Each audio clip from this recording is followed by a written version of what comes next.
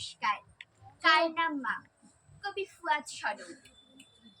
আচ্ছা সই, মা কি রে, মা কেমন হয়? সবাই শুধু অল্পতেই মা মা করে কেন?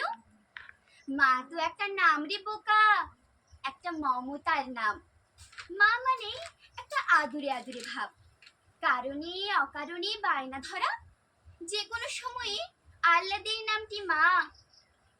মোমবাতি চিনিস? খুব চিনি।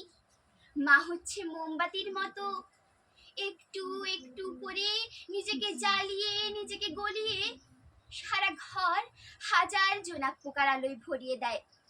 ঝর্ণা দেখেছিস কিভাবে পাহাড়ের বুকের ভেতরে গহীন থেকে বের হয়ে আসে? মা সেই পাহাড়ের নাম, আর আমরা হলে ছুটে চলা ঝর্ণা। মনে কর তুই ঢেউ, এখন কার বুকে খেলবি বল? মায়ের আরেক নাম নদী। আকাশের কথা মনে আছে? রাত বিরেতে তুই মিটিমিটি তারা হতে চাইতি। কার পাঁজর জুড়ে ওদের বাস? ভেবে দেখ, মায়ের নামটি হচ্ছে অনন্ত আকাশ।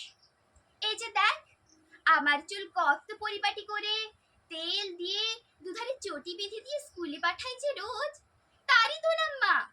এই যে আয়রন করা টান টান সাহেব বাবুদের মতো পোশাক পরে আসি, মাই তো করে দেয় রোজ।